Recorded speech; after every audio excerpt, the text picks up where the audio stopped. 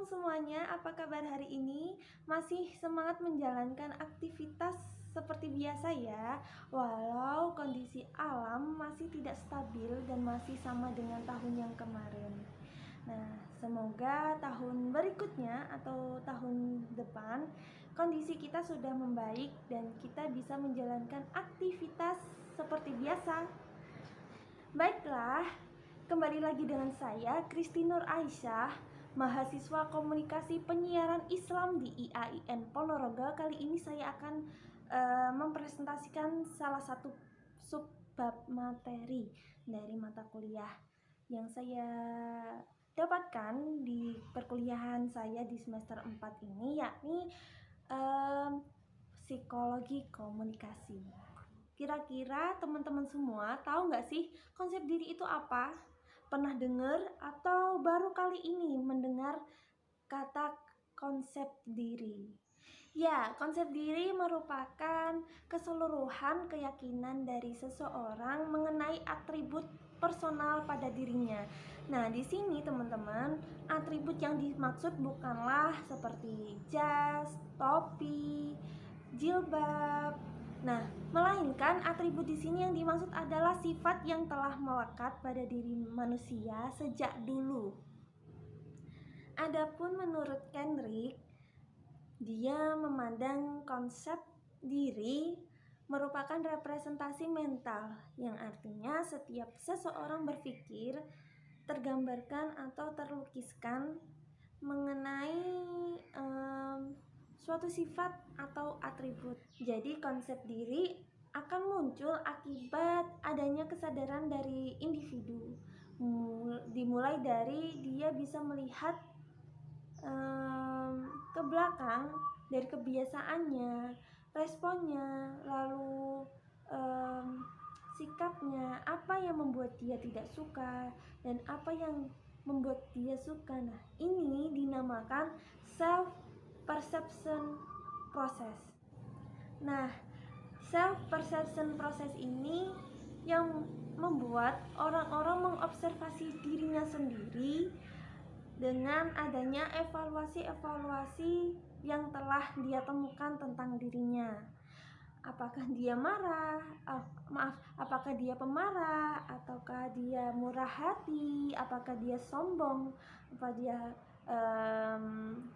dia rendah hati? Nah, dia akan menemukan atributnya sendiri ketika dia telah menemukan evaluasi-evaluasi dari cara dia melihat ke belakang. Atau pernah gak sih kalian saat diem lalu kayak introspeksi diri atau mengobservasi diri, tadi aku ngelakuin ini sebab apa ya, kok sampai ujung-ujungnya kayak gini. Nah, jadi itulah yang dinamakan evaluasi apa yang telah dilakukan oleh seorang individu tersebut. Jadi ada 3 macam cara kita bisa mengetahui sifat kita itu bagaimana sih.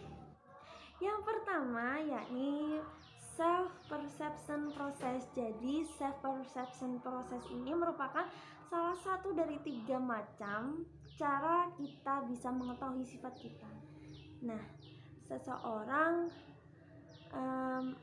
akan mulai mempersepsikan dirinya sendiri melalui tingkah, sikap, sifatnya yang telah ditunjukkan tiap harinya.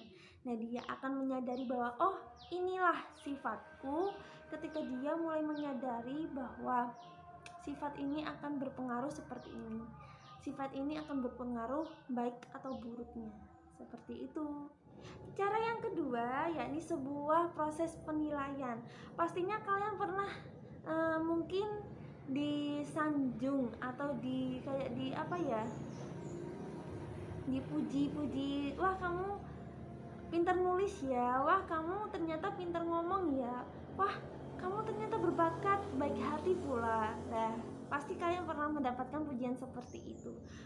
Dari situ, itulah yang dinamakan sebuah proses penilaian. Nah, setelah itu kita akan membayangkan pada diri kita bahwa pas diem nih, oh ya, aku ternyata pintar nulis ya, wah ternyata aku rendah hati ya. Nah, jadi dari situlah kita bisa mengetahui bahwa sifat kita itu seperti itu. Yang ketiga, cara terakhir dengan cara perbandingan sosial. Ini pasti sering banget kita lakukan ya, karena gimana ya, kita selalu membandingkan diri kita sendiri.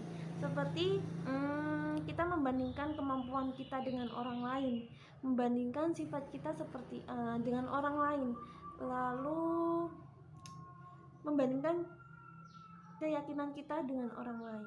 Contoh, kok dia baik banget ya, sedangkan aku kok kayak gini. Kok dia pintar banget ya, sedangkan kok aku kok kayak gini gitu. Nah, seperti itulah perbandingan sosial. Namun menurutku perbandingan sosial ini juga ada sisi negatifnya, juga ada sisi positifnya. Sisi positifnya ketika kita melakukan dengan cara yang benar dalam melakukan perbandingan sosial ini, kita tidak mudah insecure, kita tidak mudah merasa bahwa diri kita ini gagal. Tapi dengan adanya perbandingan sosial ini, kita malah dibuat untuk semakin semangat dan menunjukkan bahwa aku bisa. Namun sisi negatifnya ketika kita terlalu berlebihan membandingkan diri kita dengan orang lain, mudah insecure, lalu nggak nerima banget dengan apa yang kita miliki. Jadi sebaiknya ketika kita melakukan perbandingan sosial ini, ambil jalan tengahnya saja, nggak terlalu ke bawah, nggak terlalu memandang ke atas. Oke, sudah selesai. Cukup itu yang bisa saya presentasikan. Saya mohon maaf, masih banyak kekurangan dalam mempresentasikan ini.